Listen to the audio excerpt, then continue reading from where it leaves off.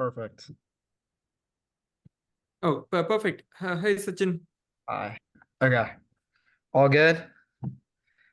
Yes. Okay. All right. So my name's Sachin Dasa. I'm a junior in high school, as you know already. So I was just hoping if you could give a quick description of who you are, who you work for, just a little background information for the audience, if you don't mind. Sure. First of all, thanks, Sachin, for inviting me to be part of your podcast. My name is Krishna from Kenthapadi. So I have been leading responsible AI related efforts at a few different organizations. Um, Most recently at a startup called Fiddler AI, where we build a responsible AI and AI observability platform. So before that, I led responsible AI related efforts at Amazon's AWS machine learning team and previously at LinkedIn AI team. Uh, so excited to just discuss about related topics today and see hopefully like maybe there may be something interesting for the listeners of this podcast. Awesome. Sounds good. So just the first question, just to get us started. So obvious, if could you just give us like a description from your perspective, given your experience at Fiddler and at LinkedIn, how would you define machine learning and artificial intelligence, especially since it's adapting and changing every day? Sure. Yes, I think the even what would be considered artificial intelligence has, in some sense, has been expanding a little bit over the last 2 decades, or if not more, right? So I would say broadly, you can think of this as uh, figuring out how we can have machines think and maybe perform actions without explicit human instructions. Just to contrast, if we think of many of the programming languages, often we are writing explicit instructions. Maybe even if you think of, say, when you first learn programming using tools like Scratch and so forth, you're kind of writing explicit instructions and seeing some object kind of move on a screen or create some sound and whatnot based on those explicit instructions. You can think of machine learning as one where we don't provide explicit instructions, but instead expect that the machine will learn from past data. Just to give a concrete example, let's say that we have this task of recognizing objects. Specifying explicitly as to how to recognize a bird or a car is extremely hard because there are so many different types of birds or different types of cars. But instead, it's a lot easier for us as humans to give a large data set containing different objects along with the labels and expect that the algorithm, or in this case, the machine learning algorithm, will figure out how to extract features from those images and how to kind of maybe combine them in such a manner to arrive at the prediction. So this is kind of like what is often called a supervised machine learning. But taking a step back, more broadly, there are a number of other applications of other aspects of machine learning as well. Like there is a large amount of data out there where there may not be any labels, like the entire data on the internet or all the images, all the video conversations, and so forth. And how do we kind of, in some sense, compress this information? How do we have a representation of our world by compressing all the information available to us? You can think of that is what is like language models and right all the what we these days see as generative AI models. It's almost like you are trying to represent the entire world knowledge in as compressed and simplified form as possible, and that is also like kind of broadly fits within the artificial intelligence realm. Okay, that makes sense for sure. So, given that, like as you said, like the goal of machine learning is to build upon previous data sets and keep evolving essentially. And given the issue that like you could say it's becoming more autonomous and more complex, how do you think Fiddler in particular or other companies you've worked with kind of like keep aligned with like human values and to minimize the potential risks of quote unquote like dangerous AI? Yes, I think maybe and let me start with giving some like a little bit of historical context, right? Like when researchers started working on coming up with machine learning models, the initial focus was let's see how we can train a machine learning model based on some, let's say, some data set, and kind of just evaluate how well does the model work on what is called a test data set. This is essentially like you kind of divide the data set into a training data set and a separate test data set, with the idea that the test data set is has never been seen before, so that can be used for evaluating how good the model is. Uh, Afterwards, the researchers realized that eh, the performance of the model on the entire test data set as a whole is important, but that's not sufficient. Just because a model achieves very high accuracy does not necessarily mean that the model is accurate for different subgroups of users or subgroups of data. For example, a model might have very high accuracy when it comes to facial recognition or facial analysis as a whole, but when you divide the users into different demographic groups in terms of different genders or different people with different skin tones and so forth, the performance of the model may not be good across the different subgroups. This is often what's known as bias and fairness in machine learning. Like it's important to understand not only whether the model works well for as a whole, but also to understand how well does the model work for different subgroups. There are a few other aspects as well around like the ethics or the what we would consider as important for a machine learning model. We would like the model to be robust. By robust, what I mean is, if say the input changes a little bit, we do not really expect the prediction of the model to change substantially. If say we are trying to classify an image, if for us as humans the image looks as before, but there has been some kind of noise added to the image, so there have been some kind of in some sense imperceptible pixels added to the image, it's possible for the machine learning model to get confused and make a completely different prediction, but we as humans would not agree with that prediction.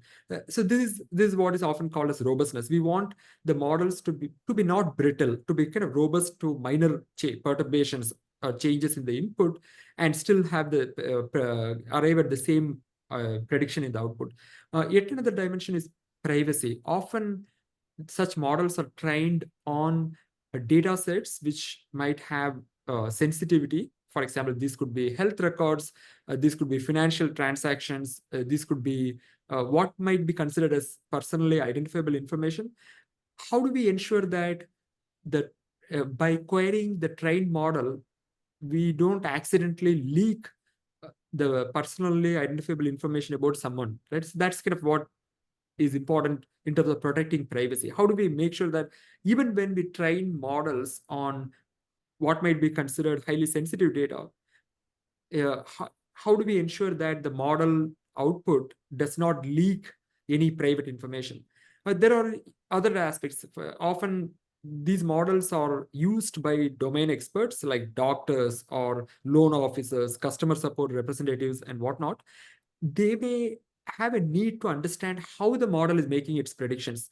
Is the way the model is behaving aligned with the domain expertise or human intuition, or is the model relying on spurious criteria? So that's also important in many situations. This is often referred to as transparency or the ability to explain the predictions made by the machine learning model. Um, there are also some newer issues that are emerging. If we think of uh, systems like various language models and chatbots, right? Like Chat GPT or Dolly or Stable Diffusion and so forth. How do we ensure that the model does not generate toxic content or otherwise some kind of undesirable content? How do we ensure that the output of the model is aligned with what we would consider as socially acceptable? So there are a number of newer questions that are emerging.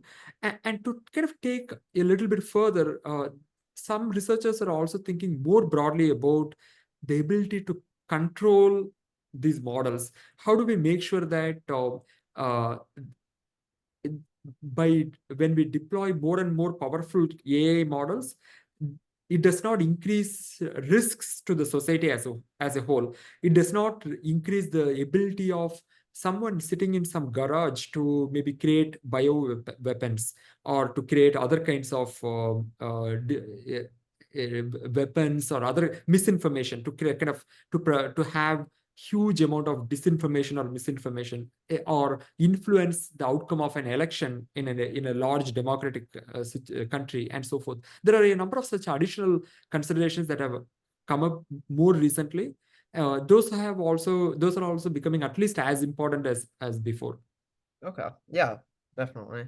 So you mentioned like the biases within the data sets. I was hoping you could explain that a little more because when I was looking at your slides for the Stanford for your Stanford students, you mentioned that like the biases within the machine seem to favor the lighter skin or sorry, yeah, seem to favor the lighter colored audience. So I was wondering if you could explain like the reasoning behind that, if you know it, and like just the background on that particular subgroup.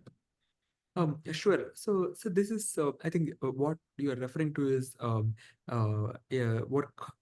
called gender shades that was done by Joy Bolamwini and Timnit Gebru a few years back.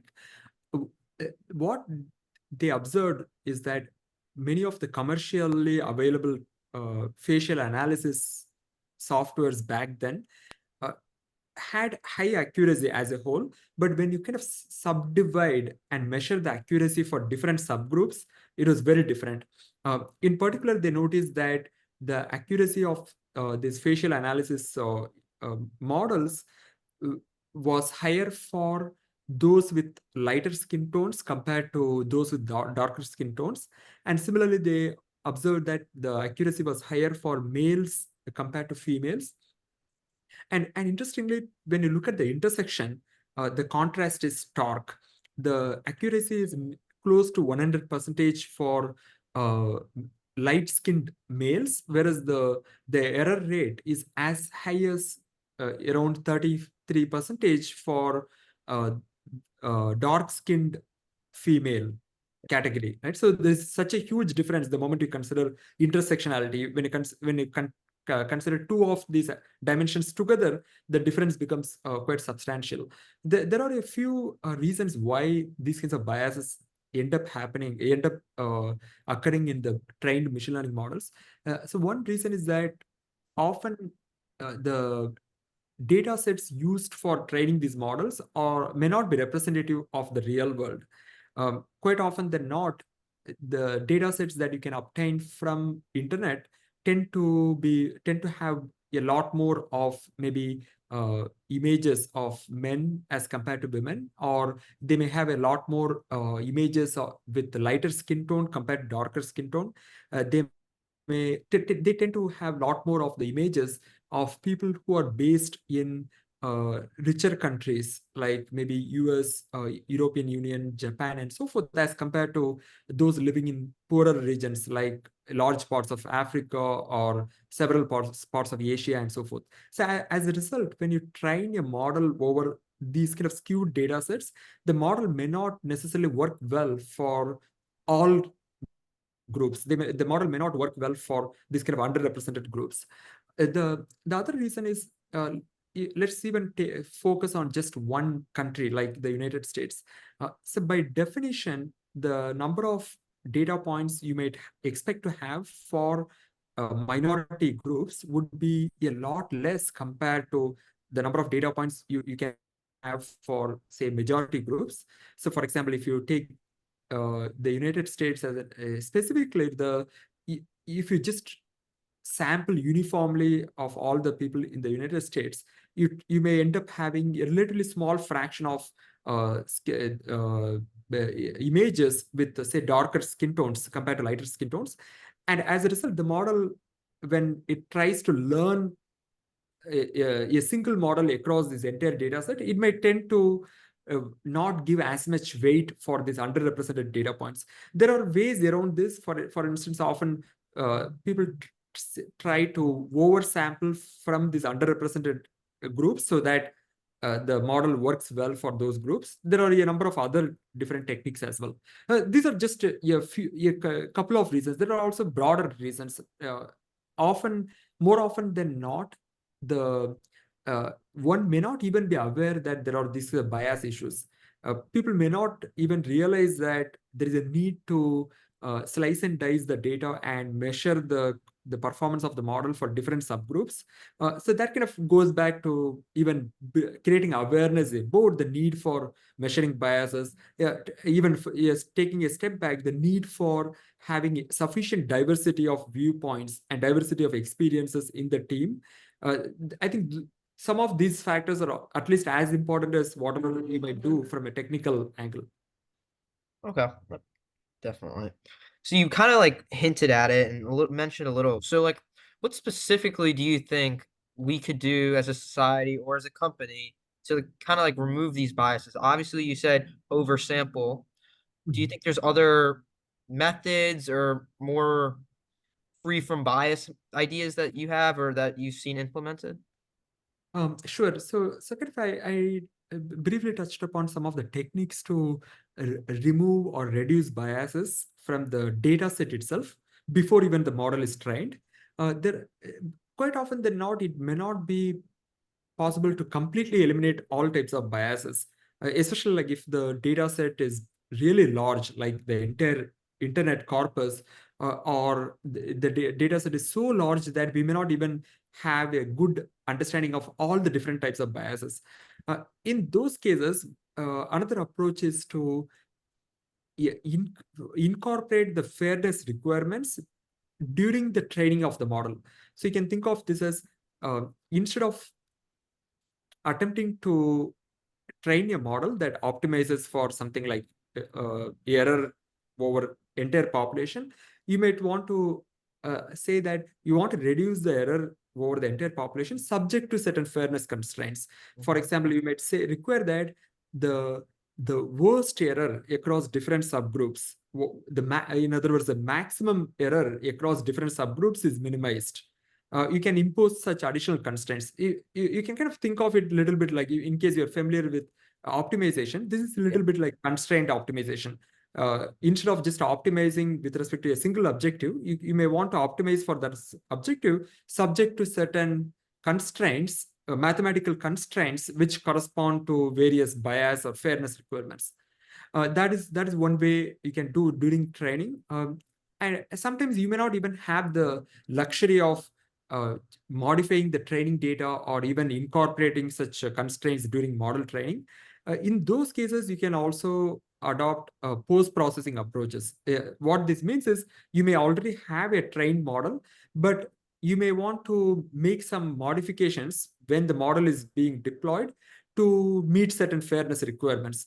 For example, if you think of a model used for deciding whom to provide loans, instead of having a single threshold to decide whether somebody should be given a loan or not, you can potentially use different thresholds for different subgroups.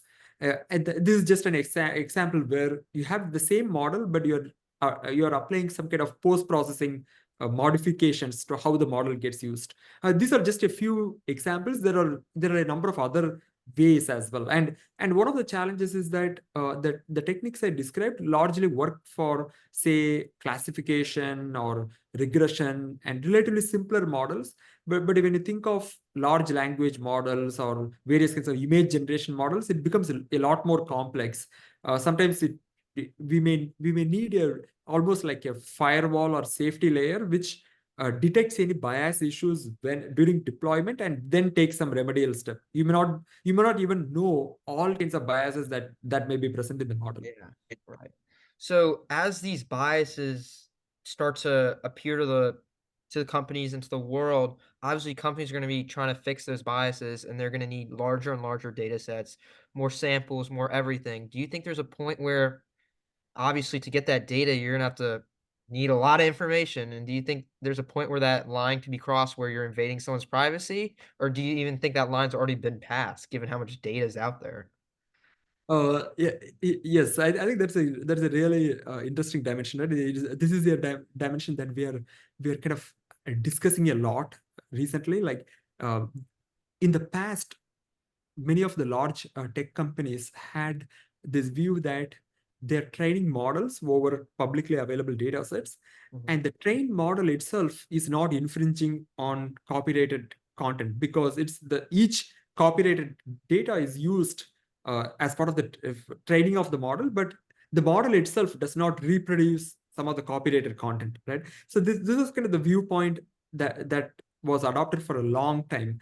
Uh, but more recently, with the image generation models or even language models, we're seeing a situation where you can generate a, a new work of art in the style of some particular specific artist, right? So this creates problems, because the artists whose data is used for training such models feel that they have not been adequately compensated, or even worse, they have not given consent for some company to train such models over their data. This is something that's yeah, I would say very much a key discussion that we are having collectively as a society. Uh, I'm not sufficiently knowledgeable to comment on how should copyright laws or regulations be modified to address this situation, but this is something that is important. There are a few interesting approaches that I have seen recently. Uh, One of the focus areas is to make sure that the those who are training such large models and getting the economic benefits from these models adequately compensate those who are contributing data to these models. We are starting to see this already. Like many of the large uh, companies, or the companies which are training such large models, are starting to have agreements with data providers, so that they are kind of they're paying the data providers to use their proprietary content. Taking a step further, quite often than not, the data itself may not exist. And as part of training of the machine learning or AI models, there is a need to label or collect new data sets. Even over there, sometimes what happens is that the companies end up paying the data annotators so little, but derive a huge economic value out of them. There are startups which are trying to change this. One such startup is a non-profit called Karya, which is based in India. So the goal of this startup is to essentially empower those who contribute data sets for various machine learning models, but first by paying them a lot more than what was the prevailing wages for the data annotation. Second, identifying who should be the ones who need to kind of perform such data set annotations, instead of all the benefit going to those who may be already well off. This startup is proactively trying to recruit those who may be left out otherwise, and have them uh, construct such data sets for labeling. And the third dimension is a lot more interesting. There is a notion of uh, they don't want a single person to just keep benefiting forever. Instead, there is an upper cap on how much money you can make by partnering with the startup. The idea being that that helps to democratize, like that helps to spread the wealth involved in contributing data labeling as much as possible to a kind of broad spectrum. And in the process, you also get access to those whose data or viewpoints may otherwise not be represented in such training data sets. Along the lines of what we were discussing earlier, right? The training data sets on the internet do not reflect the real world a lot. It's a very skewed representation of the real world. There is a lot of focus to change that. There is another effort by an organization, again, another non-profit organization called AI for Bharat, which is an initiative from the Indian Institute of Technology, Madras in India. The goal there is to again collect such diverse data sets. What they have done recently is they have traveled across the remote corners of the country and collected voices, collected dialects of people speaking from very remote corners of the country, so that you get a lot more diverse data set compared to what data sets were available before. There are such efforts not only in India, but in many other parts of the world. Those may also be part of the question, right? It's not just about OpenAI needing to compensate large organizations like Getty or New York Times and others. It's also about how do we make sure that the individuals who are contributing data to such training are adequately compensated as well. Right.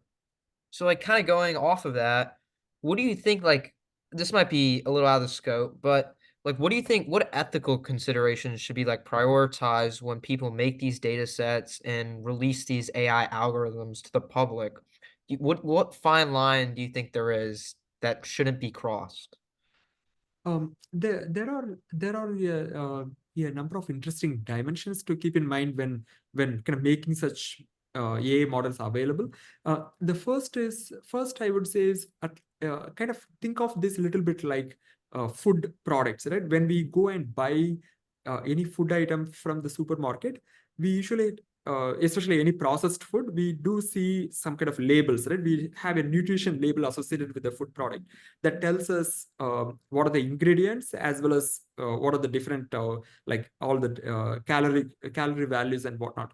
An analogous thing in the case of either data sets or trained models might be almost like a nutrition label for these models. These are often called as data sheets for data sets, or their model cards for in the case of trained models.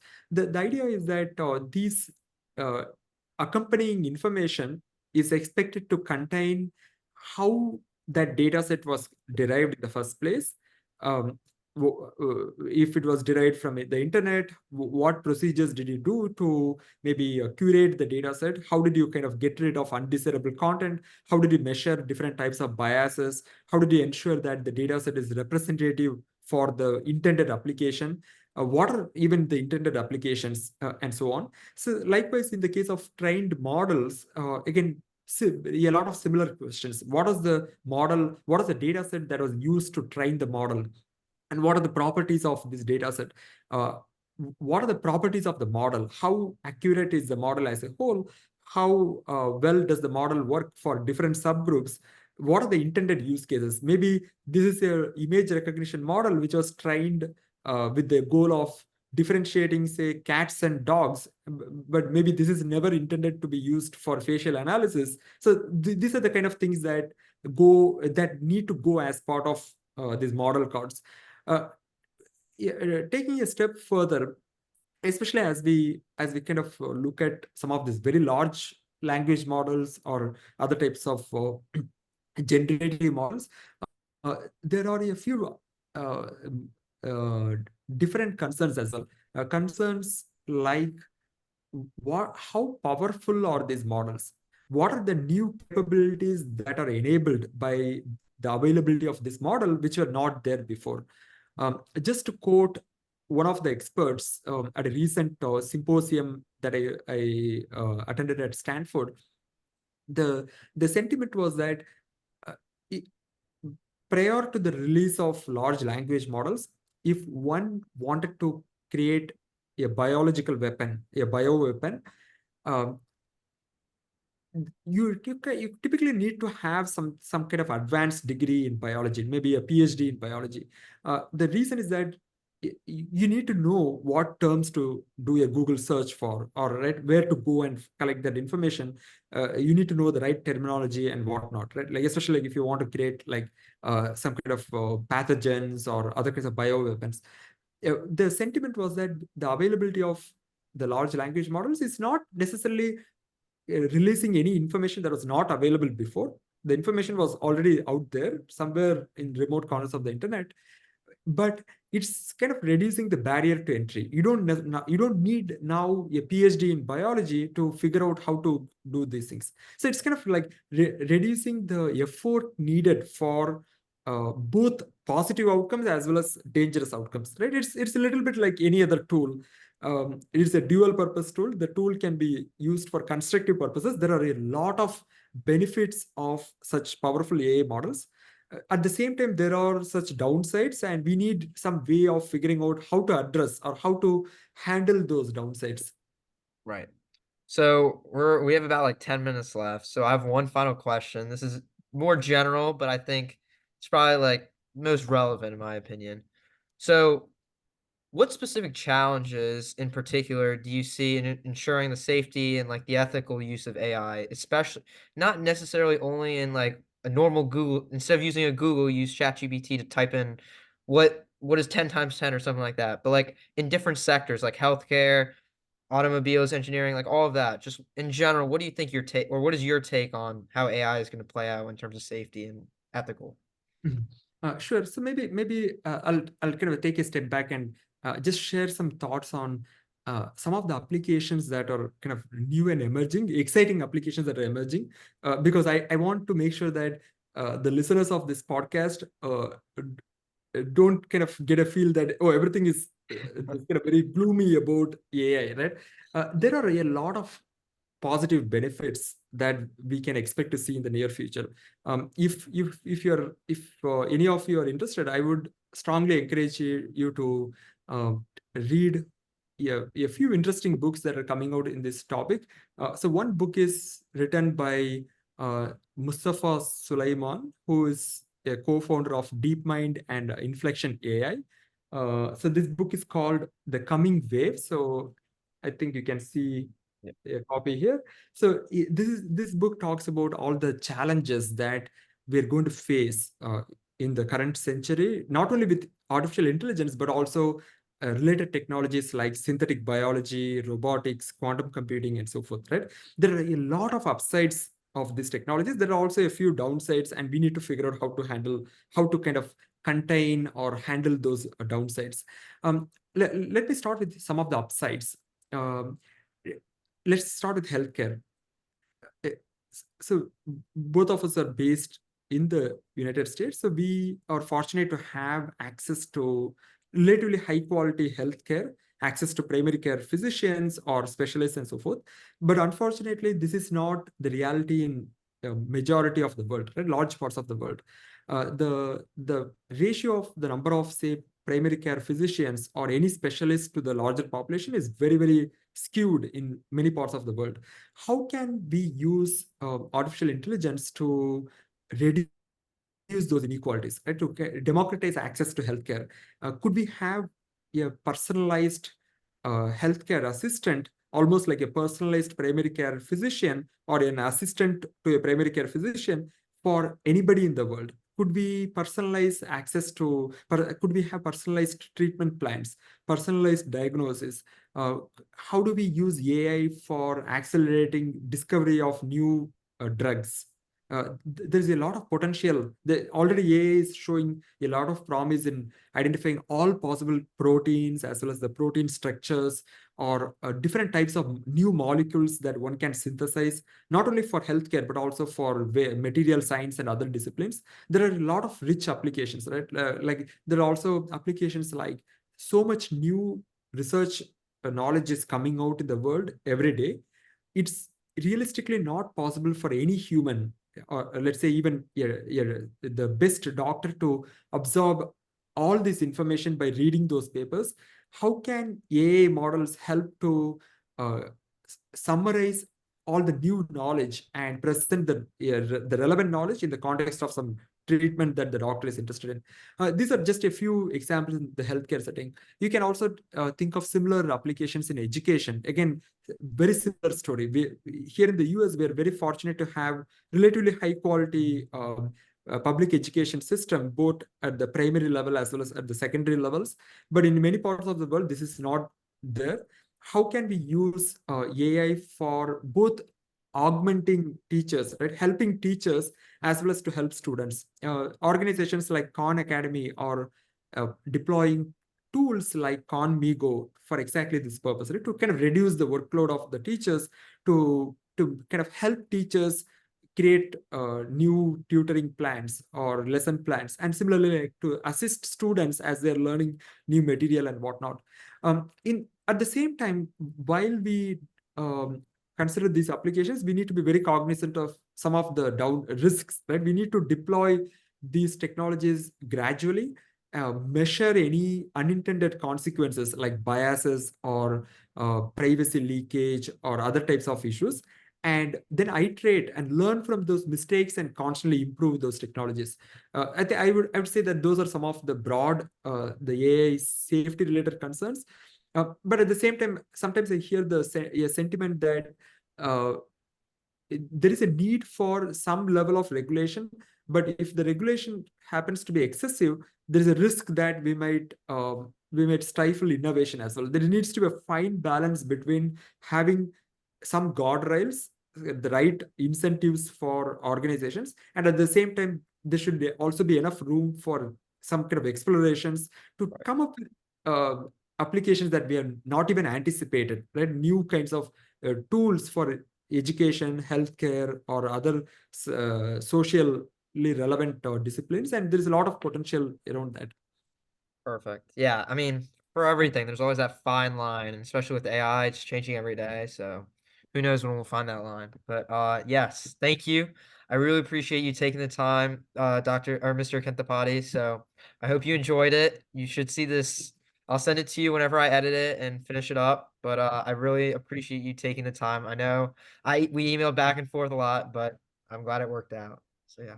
Yeah, likewise, I enjoyed this conversation, and hope there is something new in this discussion that maybe the listeners can relate to, and more importantly, like go look up, find out more such content, and learn further from this. Right? If there is something that's going to be a constant going forward, it's like learning new things because the field is evolving so Right. fast. Right Exactly. now. Okay.